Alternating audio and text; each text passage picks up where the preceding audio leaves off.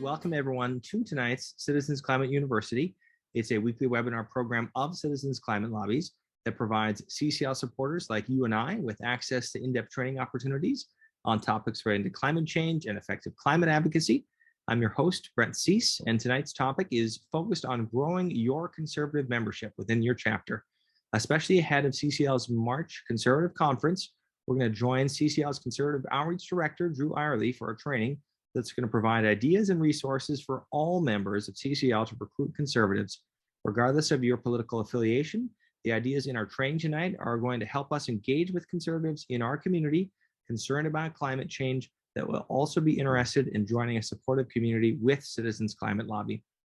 So a little bit about Drew. Drew Eyerly serves as a Conservative Outreach Director, and in that role for CCL, he lends a conservative voice and perspective to our organization's mission while working to recruit, educate, and engage those right of center in the pursuit of a sustainable world. Drew's path to climate advocacy came through personal experience, and it's a story that he's actually going to share more about tonight. But we have three full learning goals for tonight that we're hoping everyone walks away from. We want to highlight ideas and resources that are available for all of our membership to recruit and engage fellow conservatives throughout your community. We want to understand the importance of an inclusive culture in your own local chapter to create supportive community. And then really focus towards the end, we're going to invite everyone to think about an action plan that you can come up with to invite connections that you have in your network to the upcoming Conservative Conference. But with that, I will pass it to you, Drew. Thank you all for being here tonight, and the floor is yours. All right. Thank you, Brett. And thank you all for being here tonight. This is something that I'm truly passionate about. And I look forward to sharing my experience as well as hearing all of your experiences in this realm of conservative outreach. So our agenda tonight, we're going to start with background, and then we're going to move into who to reach out to, types of organizations, people, areas that you might find more conservatives that are more apt to talk about this issue. Hosting an event, how to make your event more conservative friendly. Then we're going to move into our follow-up, and also having a conversation with conservatives, how to actually talk to them and put yourself in their shoes and connect certain issues that may be important to them. And then we will finally wrap up tonight with a Q&A discussion. Those are my favorite. That's my favorite part. I think we learn the most out of discussion. So please have those questions loaded and ready to go. I will answer them to the best of my ability. And if I can't, as Brett said, he has dropped my email into the chat. Feel free to fire whatever questions you have to me after this presentation. All right. According to Yale and George Mason University, in 2018, 52% of Republicans surveyed thought global warming was happening, and 36% of those thought it was mostly caused by humans. Furthermore, 40% of Republicans surveyed were either somewhat or very worried about global warming. There are conservatives that live near us that are concerned about climate change. One goal of our outreach is to find those concerned conservatives and encourage them to turn their concern into constructive action. And that is my whole job. So one of my biggest goals going into 2022 has been around young Republicans, young conservatives. They have grown up in the education system that actually teaches climate science. So they're a lot more open to the idea and having these discussions. They see the problems. And that's kind of a generational thing. Some of our older conservatives that we talk to, they didn't grow up with this science, being educated on this science at such a young age. So as you can see, with our young conservatives, typically under the age of 40, 75% recognize some human activity in climate change. 65% recognize at least half of climate change due to human activity. So speaking with our college Republicans, just younger generations, it's a great place to start. They're going to be more open to having this conversation. College Republicans on climate risk.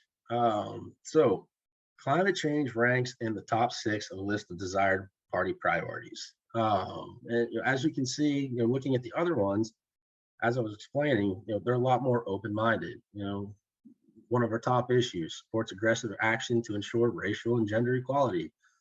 These aren't really typical of what we think of concerns when it comes to conservatives. But with our youth, they are there. They want to have these discussions. They want to see actions around issues that the media tells us are predominantly left-leaning. As they're coming up, this stereotype is changing. So clean energy ranks second out of 40 on a list of issues important for a candidate to support.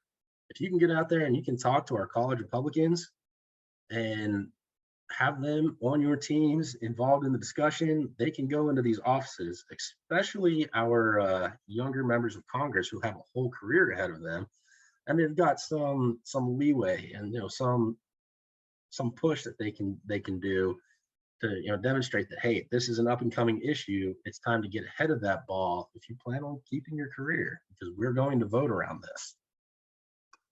Trump voters on climate risk.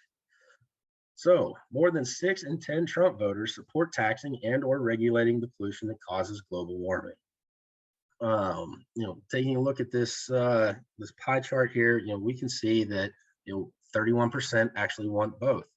18% say regulate pollution. 13% say tax pollution. 21% say neither, and 16% say don't know. So the majority, even though they voted for Trump, because we like to say the Trumpers don't care about climate and things like that. That's not necessarily true. If I am going to be completely honest with all of you, first time around, I voted for Trump, and even then, I was still a CCL supporter. I still believe in climate action, so don't immediately write somebody off just because of who they voted for. 62% of those Trump supporters are open to having this discussion.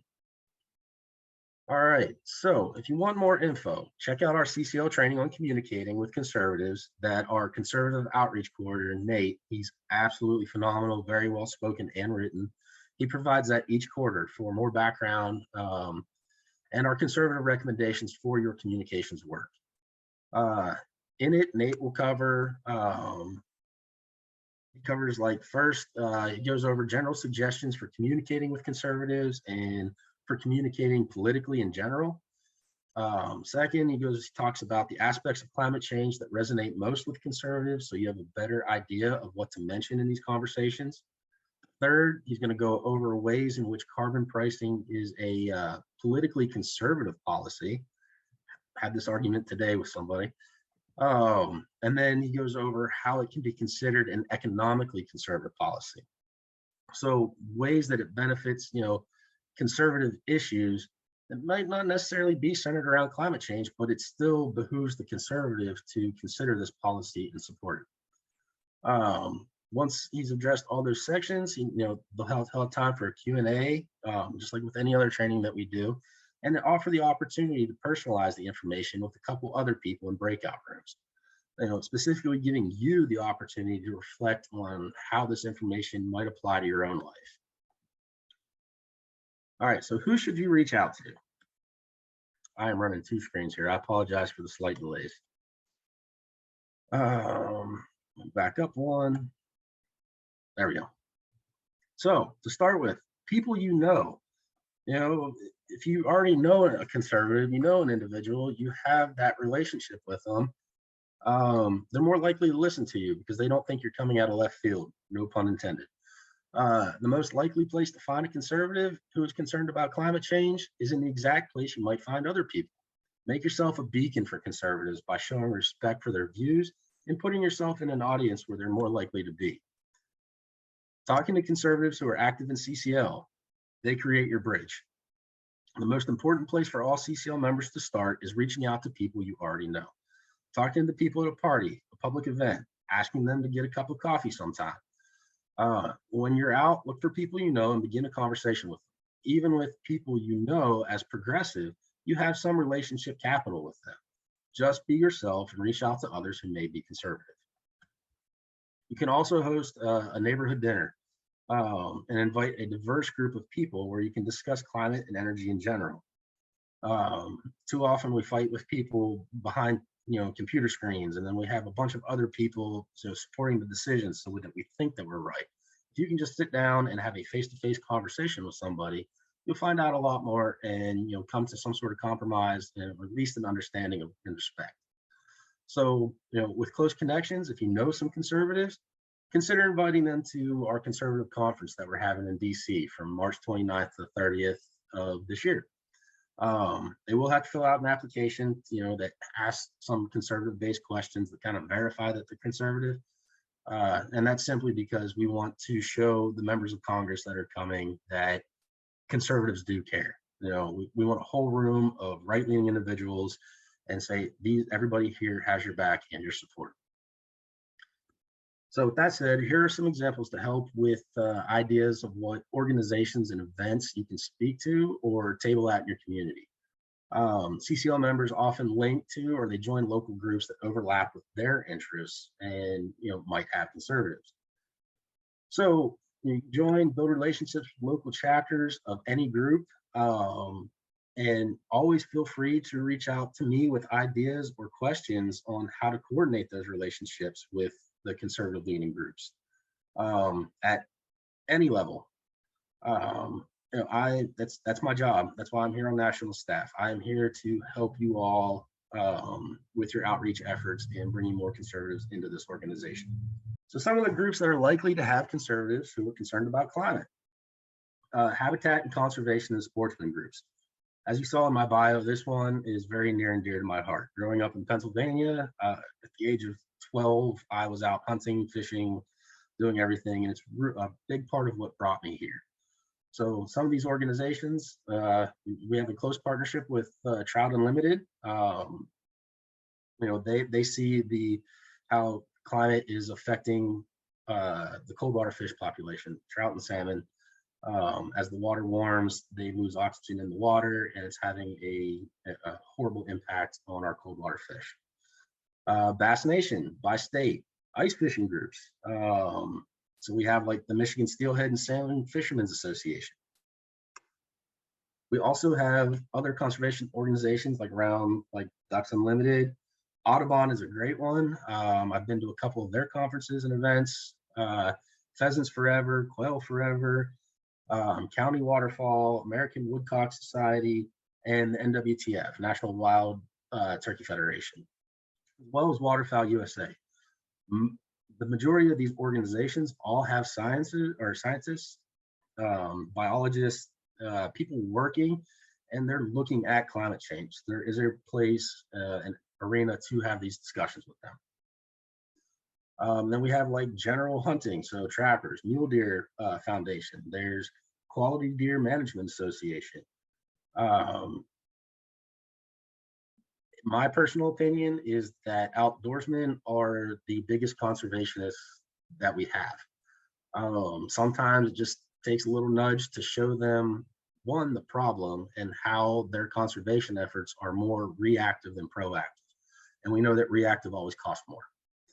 So by having the conversation with them, helping them connect the issues, like, warming climate is creating a habitat for our feral hog population to travel further north, and it's wreaking havoc on turkey hatch. They're raiding turkey nests, and we're seeing a lot of issues, especially here in Georgia, where we're just not getting the amount of turkey that we used to. So things similar to that. There's room to have these conversations. And then there's also winter sports, skiing, American Council of Snowmobile Association, things like that. So I know, like out in Idaho, there's water competition between, you have the tourism industry that brings in a lot of money, and then you have agricultural industry that brings in a lot of money, but they're not getting the snowpacks and the snowfall that they used to, so they have to make snow in order to support the tourism industry. The farmers aren't getting the rainfall that they need, so everybody is competing over open water sources. In turn, they're losing money, because they have to spend money to make money now instead of getting it, getting this natural rainfall and snowfall from the environment. We also have business groups. So your local chamber of commerce, business leaders, regional sustainable business forums, American Sustainable Business Council, local groups, any of those guys. Business is a huge part of the conservative mindset. So going and talking to them and showing how businesses can be impacted by climate change and how they can benefit from addressing climate change, decreased regulations, taxes, no need to stay on top of, hire people, 4 or 5 people to stay on top of regulations to avoid penalties and fines. So moving on from that, some other groups are your local philanthropic and civic groups. So Rotary clubs, Lions clubs, Elks, Kiwanis clubs, Masonic Temple, Fraternal Order of Masons, and historic preservation societies. This is all conservation. Whether it's conservation of history, you're going to find conservatives in there that understand the value of conserving. So some of our other clubs that don't really fall into any kind of category: gardening clubs, yachting, boating, sailing clubs. I have to laugh because a lot of these ones are more like white collar. And then we move into like county fair, state fair, rodeo, farm shows. I think we have listed here country and bluegrass music festivals. But I will tell you, I listen to everything. So don't discredit rock concerts and stuff like that as well. But typically your red, white, and blue Americans, you're going to find them at the country stuff, and even 4-H events. And 4-H is actually a great place to start.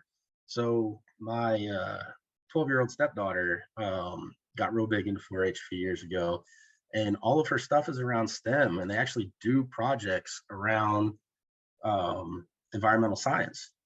So if you can go in and you can talk to these kids, and get whoever the director is for their little 4-H area, allow you to come in and work with them on a project on policy development around climate change. That's something that helps build their resume, and you're educating the next generation coming up. For me personally, veterans and active military. We'll talk more about it, but it was really my time in the military that brought me here. I know we tend to not look at things so much that way, but going out to and targeting this population and hosting a showing of a movie like The Burden or Tidewater in a conservative environment like a brewery, which is what I did, you'll get a pretty good turnout, especially if you cater it and everything. These are broke soldiers. They're coming out for food and drinks and realizing the impact that our infrastructure and climate change has on the jobs that they've been charged to do, and protecting this country. We also have conservative faith-based groups. So Christian groups, Creation of Care angle focused more on conservative Christians, churches with climate-friendly policies. Kelsey Grant, the former conservative coordinator, was great with this stuff and this angle, and that is what brought her to the table. I'm sure she'd be willing to talk to anybody that thinks that this may be an appropriate angle for them. You can always reach out to me, and I can try to make that connection. And then groups that support discussion between parties. We have the Braver Angels, so who their whole mission is to teach the red and the blue how to communicate across the aisle. Your neighbors. So you have a neighbor, and they may not agree with your overall political views, but at least you have time to talk to them, and they understand that you're not just a bandwagon jumper or anything like that. So you invite them over for dinner, have a conversation, polite, respectful, and talk to them about these issues. Why is it important to you? What issues are important to them? How do they all intersect? And then we have conservative partisan groups, college Republicans, young Republicans, National Federation of Republican Women Clubs. Republican women are a great place to start as well. They tend to be a little bit more open to conversation, and then they just drag their husbands along. So that's just how that one goes. Now, in order to go into those circles, I would suggest trying to find yourself a conservative that is already there. They're just going to be more apt to be able to have a better conversation, a more effective conversation. And it's okay to use the tools at your disposal. We don't have to be in complete control of everything. We just need to know the right people to talk to. And one of my personal favorites as of recently are our libertarian groups. This carbon pricing, carbon fee dividend specific, has so many libertarian values to it. Do not hesitate to go talk to the libertarians. I am developing talking points on that now. I'm actually trying to stand up a libertarian action team to help facilitate those talking points and be the tip of the spear going into this political party. But some of the organizations around there, Young Americans for Liberty, Students for Liberty, a lot of that's the big transition out of the Republican Party right now. They're not happy with what our older Republicans are doing, so our younger Republicans are taking more of a libertarian stance. So they're more open to those discussions. They have more, concerns. Don't rule them out. That is a great place to go and talk. So traditional climate events. Conservatives who are concerned about climate are seeking organizations they feel comfortable in. So don't underestimate the importance of tabling and handing out flyers at local science talks, climate marches, Osher Lifelong Learning Institute courses, and other places a concerned conservative might go. They're looking for a home. I was looking for a home. And my college professor pulled me into CCL. So attending an event, start networking with other Republican organizations that are involved in this sphere. So we have Republic EN, ACC, YCCD. These are all conservative-based, we call it eco-right organizations. It's a great place to go and talk to conservatives, to develop your talking points, find out that there's other people in there, build your network up. They're all great, but they may not fit what the conservative is looking for. So you go to their events, you go to their conferences, and you get to talking to people there. And you're like, yeah, I'm with CCL. Who is CCL? That gives you time to open up and have the discussion about what we specifically do. And at best case scenario, they become a member of Republic EN as well as CCL. Because my mindset, we can support all the organizations. We don't have to be loyal to just one. It's one team, one fight. We're all trying to do the same thing, which is solve this crisis. You can host an event. So plan an event that's focused on reaching a conservative audience. The key is to, we're doing this with our conservative conference right now. The key is to determine a target audience and have a laser focus directing all actions for the event towards recruiting and engaging that audience. We can do that through advertising, mailing lists, phone banking, we have a lot of different tools that are at our disposal to reach out to a predominantly Republican base. And if you're trying to recruit a target audience, then recruit that audience. Avoid the temptation to send the invitation to your normal distribution list and focus on reaching out and building relationships with the people that you want to attract. Recruiting the people you want to come, it's as important as any of the event planning. Place ads, plan radio announcements, post flyers for your target audience, and plan to put as much time into recruiting your target audience as you do in the planning of the logistics in the event. Focus on the messaging. I will gladly work with anybody on their messaging. There's just different things that you wouldn't think of that, a conservative may respond differently to. Leslie and our marketing team have been great with helping us develop more target specific messaging for a conservative audience. So we are developing a whole playbook that I would be glad to pass off to any of you that are trying to plan an event. Location. That's just as important too. You don't want to host an event in an area that is going to be seen as liberal. I mentioned earlier, when we did showings of The Burden, I held it at a local brewery. Everybody loves their craft beer, so it was a good place to hold the audience. We need to follow the old real estate axiom. Location is critical. Don't plan to get a conservative audience to watch a movie at an alternative movie venue when your local Democratic Party hosts their monthly meetings there. And once you have a target audience, find the venue that they're going to be comfortable with. Another angle is, show them video that talk about a conservative who has gone through this experience.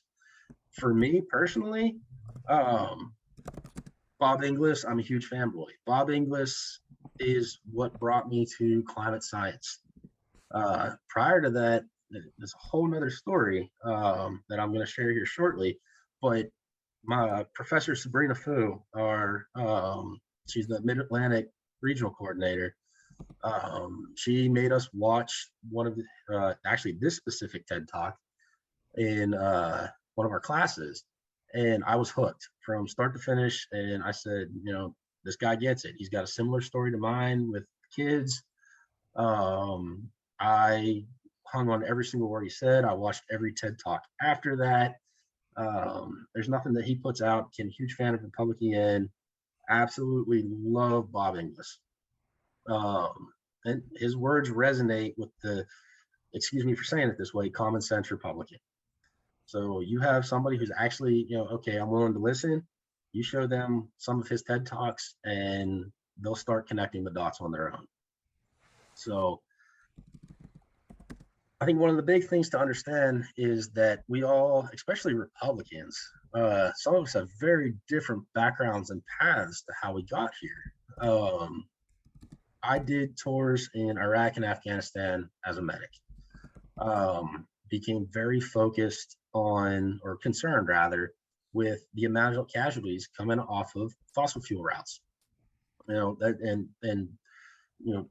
Fuel is the lifeblood of war. So like we had to have it. So these were casualties that are happening from a necessity in order for us to function over in that area.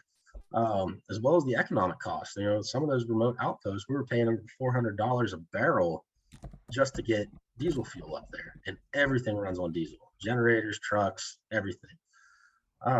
So I started looking at like the IPCC report from 2009, where it was over 500 casualties per year between the two theaters, just from fossil fuel routes alone.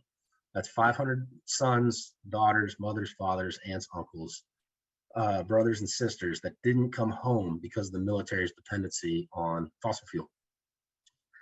That didn't sit right with me. And then I come home and I'm seeing my fellow veterans in the VA with cardiac and respiratory issues. Now, I can't say exactly, it could have been burn pits or anything like that, but I can tell you that Oconus grade diesel has is over 90% PM 0.1 micron or smaller. So that means those particulates are embedded in the lungs, can affect the heart. And me personally, I have to believe that did not help their conditions. So I started getting really involved in energy infrastructure. Still wasn't sold on climate science. I got real involved in energy infrastructure, which took me to my degree in environmental science. And I started to believe the science a little bit more, but I didn't sense the urgency or need because, why am I going to worry about this? It's 50 years down the road. There's just absolutely no point. And like I tell in my lobby meetings, it took the birth of a 10-pound baby girl with eyes or cheeks so big she couldn't open her eyes to get me to open mine. All these what ifs of the world were suddenly right in front of my face. What if she's one of these casualties off fossil fuel route because she followed in my footsteps? What if she's the veteran sitting next to me in the VA coughing up blood, because of exposure to Oconus grade diesel? How am I going to look at her, and say I did nothing? So I really wanted, I started looking at policies and everything, and they were just very far left-leaning stuff that, I really couldn't get behind because of my Republican and conservative morals and values. And then Professor Fu introduced me to CCL and carbon fee and dividend, and I immediately fell in love. It's the car insurance policy that you get safe driver rewards for. You may never wreck your car, but we may be able to curb this thing so we never experience climate change. But in that time frame, we're going to boost the economy. We're going to have job growth. We're going to, businesses are going to flourish, and we're going to move into the next century without using dated technology. It just hit all the benefits of my conservative beliefs. And then I started coming to conferences, I stood up the Augusta chapter with the help of another lady, and I just became more and more involved. And the more that I became involved, the more passionate I became. And it was really CCL that drove that final nail in that got me as involved as I am today. And that's not that's my background. There are other, people who maybe see the economic advantages and how, we're looking at, potential economic collapse if we don't address the third leg of the stool, which is environment. So take the time and talk to people about their life experiences. What do they care about? What are the issues that they see? And then figure out how to relate uh, climate change, or even just solutions to climate change, to the problems that they have and issues that they face and what they think are serious. Conservatives are different as any other demographic. Throwing some standard textbook shotgun blast answer at them, it's never going to stick. It's never going to work. So you really need to take the time and get to know them. I'll try to speed this up here a little bit. I like to say that, recruiting the left is extremely easy. That's a sprint. But if we really want bipartisan action and cooperation, the Republican side of the House is more of a marathon. You got to slow down a little bit. You got to make sure you go to step 1, 2, and 3 in order. You can't just jump to 3 because you'll lose them.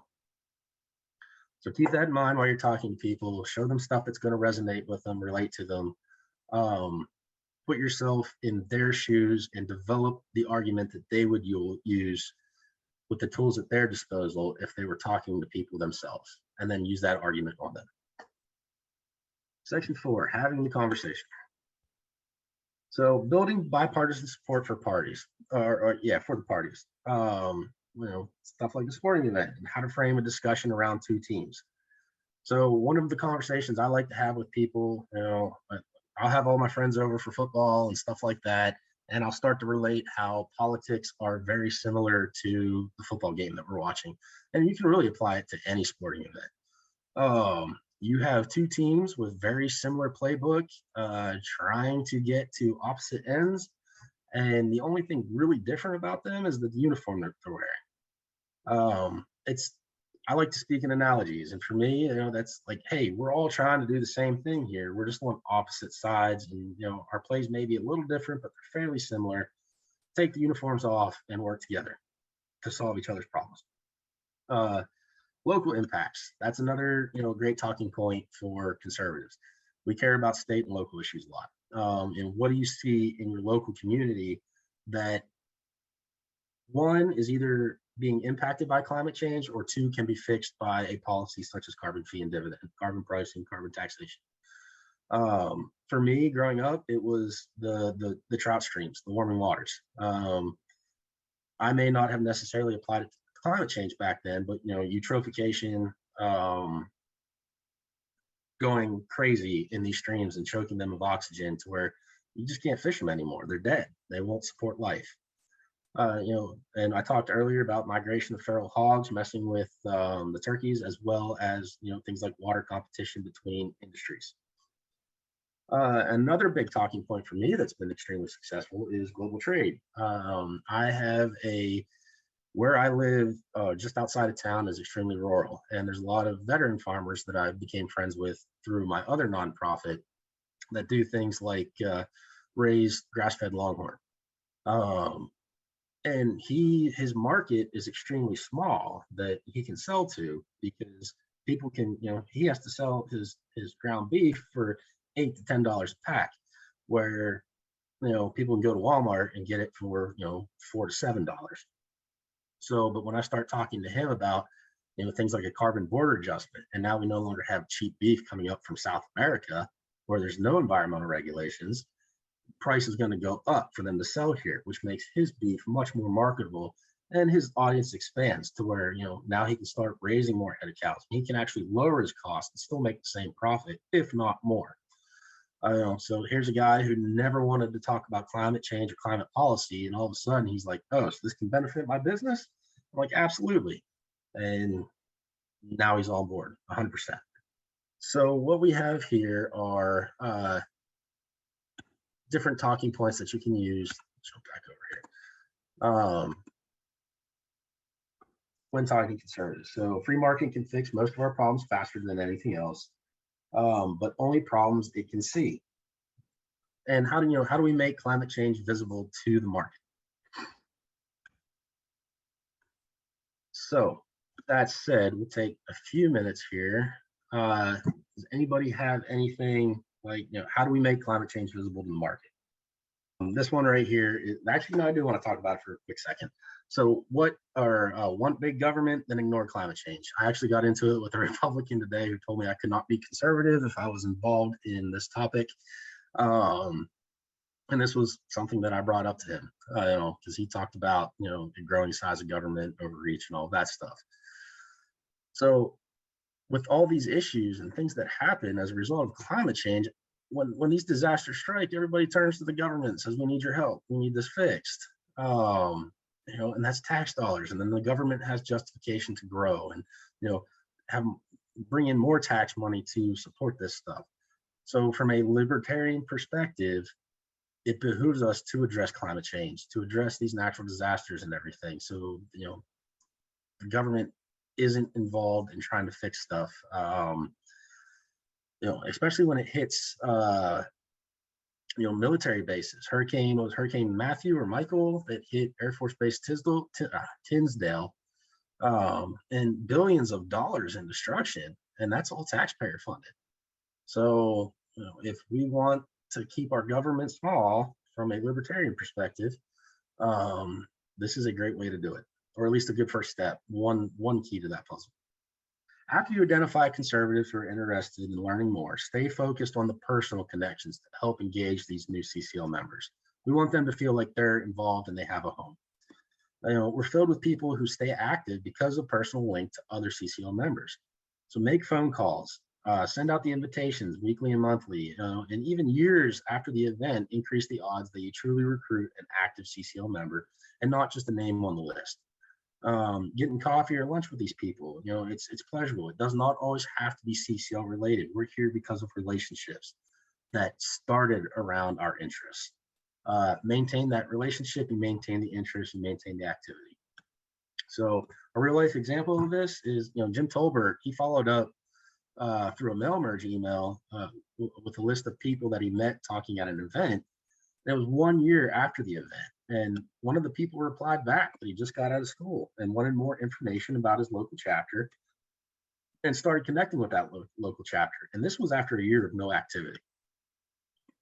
So converting the names on a list to active CCL members, it takes much more energy as organizing an event or preparing to speak does. To leverage the names you find, plan time to follow up with them. Call them. And this was a hard thing for me to learn. And now, I don't even like sending emails. If I send an email, it's when is a good time to give you a phone call. So I'd rather talk to you as a person. And be open to feedback and making sure that you're checking in with your people to get their insights on how the group's culture can be conservative friendly space as possible. I'm looking into this right now. It's one of my projects is to understand the dynamic of the chapters who have active conservatives and talking to those chapters on how they function, as well as talking to the conservatives in those chapters on what makes them stay around and stay active, as far as the dynamic of the chapter goes. And then we have our highly engaged individual conservatives that I'm reaching out to that says, well, you're engaged in this, in the effort, but why are you not engaged in the chapter? What turns you off from that? So I can help kind of change the chapter dynamics. But we can get ahead of that with all of your help by taking the time to, after a chapter meeting or something, and that conservative has been there, pull them aside and say, hey, what did you like? What didn't you like? Don't be defensive. If they criticize something and say, well, there was a lot of sidebar talk about issues not related to this that made me uncomfortable, show some sympathy and compassion around that, and then address it. It's possible to have microaggressions against conservatives without even thinking about it. So address those with the people that might be creating an environment that makes it uncomfortable for the conservative to be there. All right. So what I want to talk about real quick before we jump into our Q&A is the conservative conference that we have coming up. It is a great introduction if you do have conservatives that you think may be interested or concerned on this topic, and they want to understand more and they want to see that they're not alone. Conservatives were once the undisputed champions of conservation, and we want to return to our roots. So invite these people to come out. They're going to see their Republican members. Thank you, ma'am. They want to see the Republican members of Congress and the best that the eco-right has to offer. And we're going to discuss the opportunities provided by conservative climate action. Well, I'll have discussions on strategy and what people think is the best way forward. Jobs, business, how health is impacted by climate change, and how this all relates to conservative values. It's going to be in DC. It's going to be in person. There are COVID restrictions that have popped up in DC, so we got to make sure we comply with all that stuff. But it's all for the right leaning. We are not going to have any left-leaning individuals there. So there's a short application that you have to fill out.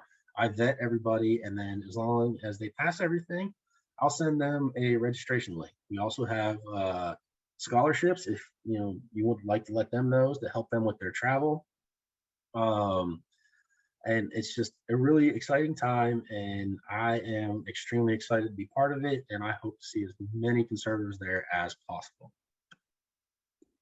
So far we've invited Representative Curtis, who we know is leading the Conservative Climate Caucus, Nancy Mace, Meeks, Young Kim, I know Murkowski is willing to do a video. She said she couldn't make it. Fitzpatrick out of Pennsylvania, he was invited. Braun is not going to make it, which is disappointing. But we should have a good many Republican congressmen there, as well as the talking heads for all the eco right. So it will be a very good time, and I'm excited, and I hope to see a good turnout. Just different things on conservatives involved in climate change that if you'd like to read more about, you can go look at. We'll go forward another one. This is the Conservative Caucus Action Team. So if you would like to be involved in the discussions and see what conservatives are talking about, you can join as a friend. If you are a conservative or you have a conservative person who's interested in this, please point them to the Conservative Caucus Action Team. We have monthly calls every second Monday of the month, and the discussions in the forums are great. And it's a great place to educate yourself and understand the conversations around this from a conservative perspective. With that said, we are going to wrap up tonight here. I appreciate all of you taking the time to sit here and put up with me for the last hour. That is my email address. So feel free to send me questions or go to CCL's community forum and post your questions there. All right. Thank you, everybody. Thanks, Drew. Good night. Drew. Thank you for listening to this episode of Citizens Climate Lobby's training program. You can tune into more episodes anywhere podcasts are available. Inspired by what you heard today? Join Citizens Climate Lobby to advocate for bipartisan climate solutions. Go to community.citizensclimate.org to find more trainings, resources, your local chapter, national action teams, discussion forums, and more. Be sure to like our Facebook page and follow us on Twitter and Instagram @CitizensClimate.